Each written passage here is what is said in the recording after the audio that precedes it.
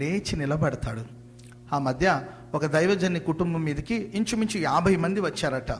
ఒక దైవ సేవకుని కుటుంబం మీద దాడి చేయడానికి 50 మంది వచ్చారు.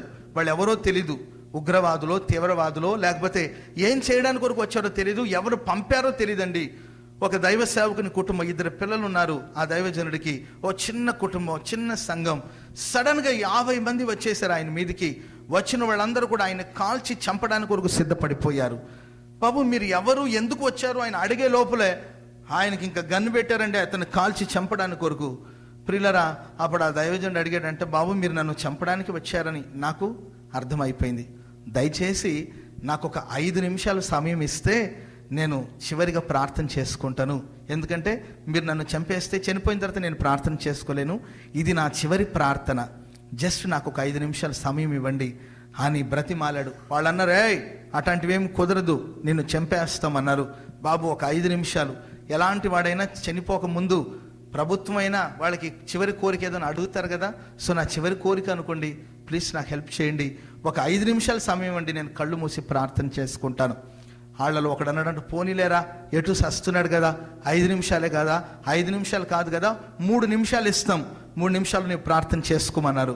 వెంటనే ఆయన భార్య పిల్లలు 4 కలిసి చేతులెత్తి, ప్రభువా ఇప్పటి వరకు నీవు మమ్మల్ని నడిపిస్తూ వచ్చావు, నీవు నడిపిస్తున్న మార్గం నూతనంగా ఉంది, క్రొత్తగా ఉంది, ఎందుకు ఈ మార్గాలు నడిపిస్తున్నారో మాకు తెలియదు. ప్రభువా నీ చిత్తమైతే మమ్మల్ని మీ సన్నిధికి చేర్చుకోండి, మా ఆత్మని కప్పగిస్తున్నాం, మా దోషాన్ని క్షమించి పరలోకానికి సమృద్ధి అయిన ప్రవేశాన్ని మాకు దయచేయండి అని యేసు నామాన్ని అడుగుచున్నాం తండ్రి, ఆమేన్ అన్నాడు. ఆయన లోపల 50 మందిలో ఒక్కడు కనబడలేదు. చెప్పలు కొట్టినది గట్టిగా. 50 మందిలో ఒక్కడు కనబడలేదండి. ఆమేన్ అన్నారు. కళ్ళు తెరిచి చూశారు, 50 మందిలో ఎవరు లేరు. ఆయనకు ఆశ్చర్యం అనిపించింది, ఇది కళ నిజమా? భార్యని అడిగాడు, మన 50 మంది మన ఇంటికి రావడం నిజమేనంటే నిజమేనండి అని. మనం 5 నిమిషాలు అడగడం నిజమే, వాళ్ళు 3 నిమిషాలు ఇవ్వడం నిజమే, మనం ప్రార్థన చేయడం నిజమే. కళ్ళు తెరిచే లోపల వీళ్ళు లేరు, ఏమైపోయి అంటారు? పాస్టర్ గారు బాగా ఆలోచించాడు, అర్థం కాలేదండి, అంతు చిక్కలేదు. రోజులు గడిచిపోయింది. ఒక 1 రోజుల తర్వాత ఇలాంటి ఒక కూడికలో దైవజనుడు వాక్యం చెప్తూ ఈ సందర్భాన్ని గుర్తు చేస్తున్నారంట.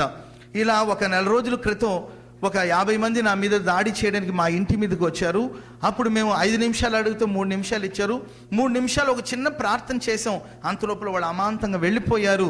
ఎందుకు వెళ్ళిపోయారు, ఎందుకు వచ్చారో అర్థం కాలేదు, అసలు ఏం జరిగిందో ఇప్పటి వరకు నాకు అర్థం కావట్లేదు అంటాడు ఆ దైవజనుడు. అంతలోపల ఆ కార్నర్లో కూర్చున్న ఒకడు చేతులెత్తి, బాబు నాకు తెలుసు అన్నాడట.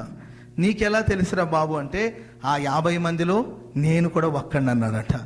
అవునా, రమ్మని దగ్గరికి పిలిచాడు. చెప్పు, ఎందుకు ఆ రోజు మీరు పారిపోయారు, మమ్మల్ని చంపడానికి వచ్చారు కదా, ఎందుకు పారిపోయారంటే అప్పుడు ఆయన చెప్పాడంట, బాబు మీరు 5 నిమిషాలు అడిగారు, మేము 3 నిమిషాలు ఇచ్చాం, మీరు మోకరించి ప్రార్థన చేశారు. మీరు ప్రార్థన చేస్తూ ఉండగానే ఆకాశం నుండి ఏదో అగ్ని లాంటిది మీ మీదకి అలా దిగి రావడం మేము చూసాము, దాన్ని చూసి మేము పారిపోయాము. హల్లెలూయా చెప్పండి గట్టిగా, హల్లెలూయా. ఆకాశంలో ఒక అగ్ని అలా దిగి వచ్చింది. తగలబడిపోతుందేమో ఇల్లు, అందరూ కాల్చబడిపోతున్నారేమో అని భయపడి మేమంతా హడాలెత్తి పారిపోయాం. నాకు కూడా అర్థం కాలేదు బాబు, అసలు అగ్ని ఎక్కడి నుండి వచ్చింది, అసలు ఆ అగ్ని ఏంటి నాకు అర్థం కావట్లేదని అతగాడు అడిగితే అప్పుడు ఆయన అన్నాడంట, మేము ఆరాధిస్తున్న మా దేవుడు దహించు అగ్ని అయి ఉన్నాడు, ఆయన మా కొరకు లేచి నిలబడ్డాడు, మీరందరూ పారిపోయారు.